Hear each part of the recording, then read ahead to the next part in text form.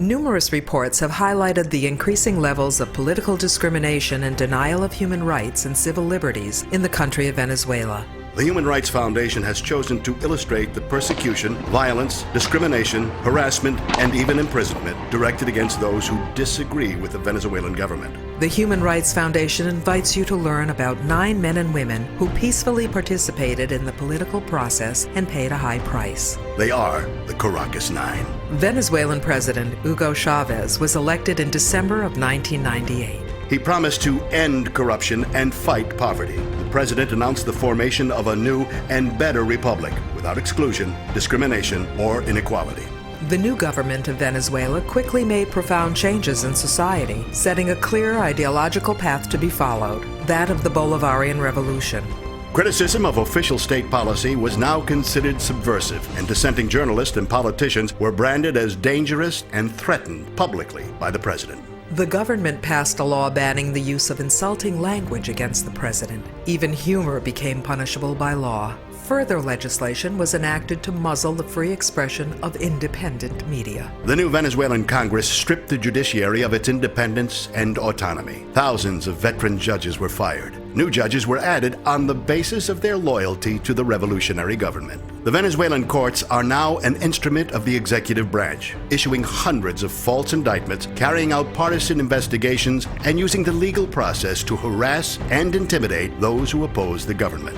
The Caracas Nine are survivors of discrimination, censorship, intimidation, torture, false arrest, and imprisonment. They are students, homemakers, judges, journalists, law enforcement officers, and even a retired general who served in the cabinet of President Chavez. Their cases are emblematic of a larger story, the systemic violation of human rights in Venezuela. Retired Army General Francisco Usón is among the most high-profile victims of human rights abuses in Venezuela today. Usón resigned from Chavez's cabinet in 2002 in protest of the use of military force against unarmed civilians. 2 years later, Usón was arrested because of comments he'd made on television about human rights violations inside a Venezuelan army base in which 2 soldiers were killed with a flamethrower. Despite now being a civilian, Usón was tried in a military tribunal and sentenced to 5.5 years of prison. He is currently serving this sentence in a maximum security military jail without running water, food, or rations of any kind.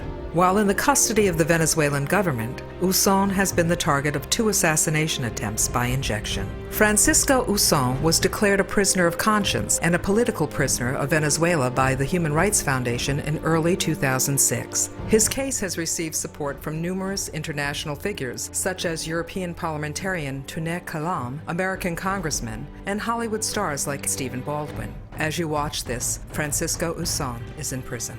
The Human Rights Foundation believes in the inalienable rights that protect the individual from arbitrary state and legal actions. We are devoted to the principle that all governments must be limited by the rule of law, must honor and uphold individual rights, and must acknowledge and protect the freedom of their citizens. For complete information on the Caracas Nine and what you can do to stand up for Francisco Usón and others like him, visit caracas9.com.